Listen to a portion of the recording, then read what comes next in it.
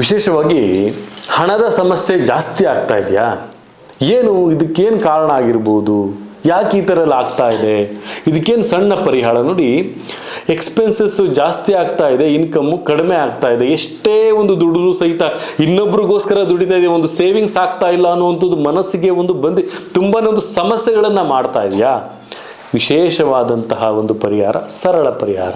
South East ಅಂದರೆ ಆಗ್ನೇಯ ಭಾಗದ ಒಂದು ಮೂಲೆಯಲ್ಲಿ ನೀರು ಎಷ್ಟು ಹರಿತಾ ಹೋಗುತ್ತೆ ಅಷ್ಟು ನಿಮ್ಮ ಮನೆಯ ಒಂದು ಸಂಪತ್ತು ಸಹಿತ ಹರಿತಾ ಹೋಗ್ತಾ ಇರುತ್ತೆ.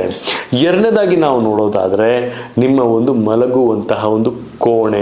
ಆ ಕೋಣೆಯಲ್ಲಿ ತಾವು ಆ ಒಂದು ಬೆಡ್ ಮೇಲೆ ತಾವು ಎಷ್ಟು ಸಾಮಾನುಗಳನ್ನು ಇಟ್ಟಿರ್ತೀರಿ ಅಷ್ಟು ಎಕ್ಸ್ಪೆನ್ಸಿವ್ಗಳು ಆಗ್ತಾ ಹೋಗುತ್ತೆ.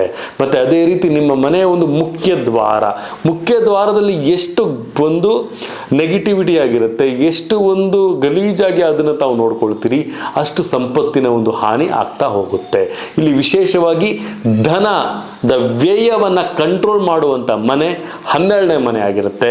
ಆ ಮನೆಯನ್ನು ನಾವು ತುಂಬಾ ಒಂದು ಪ್ರಾಬಲ್ಯತೆಯಿಂದ ನಾವು ನೋಡ್ಕೋಬೇಕು ಅಂದರೆ ಈ ಎಲ್ಲ ಒಂದು ಸಮಸ್ಯೆಗಳಿಂದ ನಾವು ದೂರ ಆಗಬೇಕು. ಆಗ ತಮ್ಮ ಒಂದು ಹಣದ ಒಳಹರಿವು ಜಾಸ್ತಿ ಆಗುತ್ತೆ.